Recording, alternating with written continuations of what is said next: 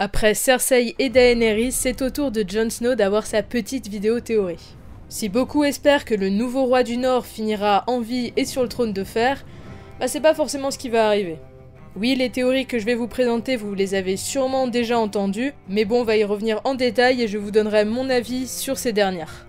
Enfin, j'espère que vous allez bien, cette semaine on repart avec les théories sur Jon Snow pour la saison 8. On est ready pour parler de ce cher Jon Snow, et oui, je sais que vous adorez que je l'appelle comme ça. Jon va monter un dragon. Bon, c'est une théorie qui n'en est pas vraiment une vu qu'elle est presque vérifiée. Évidemment, on pense tous que Jon va prendre un dragon et aller se battre comme s'il avait un petit croque-mou lui aussi. Oui, j'adore croque-mou. Eh bien, vu les scènes de Jon avec Drogon qui se laisse caresser, l'annonce que Jon Snow est un Targaryen, bref, tout ça là, ces petites scènes insignifiantes, bah on peut clairement dire que ce serait une erreur pour Jon de ne pas tenter de prendre un dragon. Pour la suite, Drogon ou Rhaegal, évidemment Rhaegal est le plus logique. Viserion étant passé du côté obscur, Drogon s'apparentant à Drogo, il a plus de liens avec Daenerys, alors que Rhaegal, c'est Rhaegar, soit le père de Jon Snow, et de toute façon, Daenerys ne va pas laisser son dragon préféré à Jon, donc c'est logique, Jon aura Rhaegal, point. Jon Snow va mourir.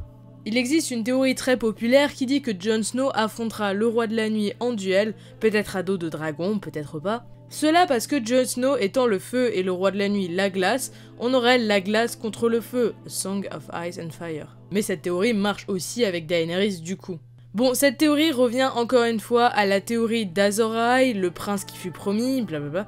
Mais c'est comme le Valonqar, j'en ai marre d'en parler, je pense qu'on a compris, c'est l'élu de la glace et du feu, le monde entier le pense, voilà, il va détruire les marchands blancs, etc. Ça, c'est la théorie populaire qui exprime une fin joyeuse et du coup, Jon gagne. Mais moi, je doute que ça se passe aussi bien.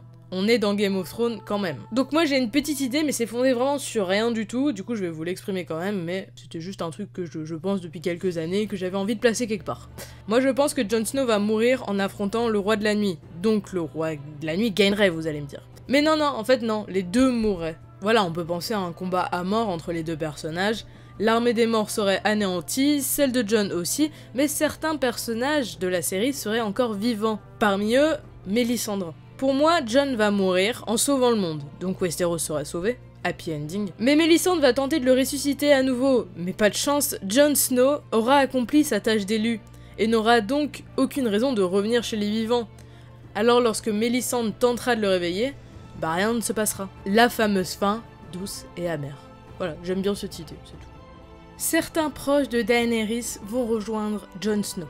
Oui, Tyrion a l'air assez contrarié ces temps-ci, et s'il ne rejoint pas sa sœur, on peut penser qu'au fur et à mesure, il va rejoindre Jon Snow. On les a déjà vus plusieurs fois ensemble depuis le début de la série, alors pourquoi pas. Mais ce n'est pas à lui que je pense là tout de suite. Je pensais plutôt à Varys en réalité. Oui, Varys. Varys qui dit pas forcément suivre un nom, mais suivre plutôt une personne. Mais s'il n'y croit plus, rien ne l'empêche de faire demi-tour et de vouer son allégeance à un autre.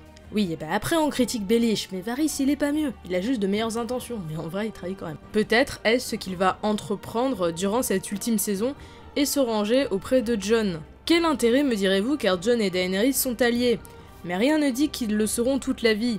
On l'a vu, Varys ne supporte pas certains aspects de Daenerys, notamment le fait qu'elle apprécie tuer des gens avec le feu de Drogon. Bon, après le problème c'est que Jon ne veut pas devenir roi, et pour moi ce serait étrange qu'il finisse sur le trône de fer, et en termes généraux qu'un Stark finisse sur le trône de fer. Les Stark ont toujours été la famille qui tentait de survivre, sauver les autres des marcheurs blancs, et non jouer au jeu des trônes comme pouvaient le faire Daenerys, Cersei, ou même Baelish, j'ose le dire. Après oui, du sang Targaryen coule dans ses veines, mais il a vécu en tant que bâtard Stark. Il n'aspire pas au pouvoir et au trône, et c'est un avis mais je trouverais ça ridicule que tout le monde plie le genou devant lui et que lui se dise « Ok, bah maintenant c'est moi qui ai le pouvoir, blablabla ».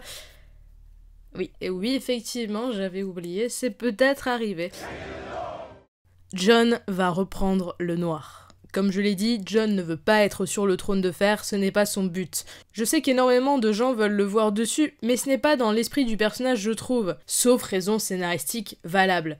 J'ai bien dit valable. Pour ne pas être roi, il est possible que Jon décide de reprendre le noir comme l'a fait Maestre Aemon. Oui, le maître du début de la série. Maestre Aemon c'était l'héritier du trône, mais pour ne pas l'avoir, il est allé prendre le noir. Ça rime. Pas impossible que Jon fasse de même en laissant Daenerys sur le trône, si elle n'est pas morte, ou bien Gendry, l'héritier Baratheon, pourquoi pas. Jon a déjà été Lord Commandant de la garde, il sait comment ça marche. Cela pour reconstruire le mur, et vu son influence, il pourra recruter quelques personnes assez facilement, je pense. Enfin ça c'est la théorie, mais dans la pratique, c'est un peu plus compliqué. Je pense personnellement que la garde de nuit n'existera plus. Si Jon est vivant à la fin de la saison, ce dont je doute énormément, eh bien ça veut dire que les marcheurs blancs ont été vaincus, et donc plus besoin de garde pour ça, les sauvageons restants s'étant pour la plupart ralliés à Jon, et le mur ayant été détruit, j'ai envie de vous demander pourquoi s'embêter. Par contre, moi j'aime bien que la fin de Game of Thrones rime avec le fait qu'on s'ouvre à d'autres territoires, des territoires inexplorés. Qu'y a-t-il au nord du mur? Qu'y a-t-il à l'ouest de Westeros, comme dit Arya avec la comédienne saison 6? Si j'aimerais énormément qu'Arya aille découvrir l'ouest, j'aimerais également, si Jon Snow est encore vivant, qu'il parte au nord du mur avec les sauvageons. Après, cela reste un avis purement personnel et quelque chose qu'on ne verra jamais de toute façon, mais je trouve que c'est une fin pas mal en fin de compte. Et puis du coup, peut-être qu'on pourrait même envisager des spin-offs, pas forcément avec Arya et Jon, mais avec d'autres personnages qui sont allés au nord du mur, donc des centaines d'années après Game of Thrones, ou alors à l'ouest de Westeros, de la même manière. Voilà, comme toujours, ce sont des théories assez populaires, mais je voulais vous donner mon avis sur ces dernières. La prochaine vidéo théorie concernera soit Tyrion, soit le roi de la nuit, c'est à voir mon humeur. Il faudrait vraiment que le trailer sorte là pour qu'on ait un petit truc à se mettre sous la dent. Enfin bref. Merci d'avoir regardé cette vidéo, si elle vous a plu, vous pouvez vous abonner. Moi en tout cas, comme d'habitude, je vous donne rendez-vous la semaine prochaine. Allez, portez-vous bien, bye tout le monde. Et vive Jon Snow. Et oui, je l'ai dit.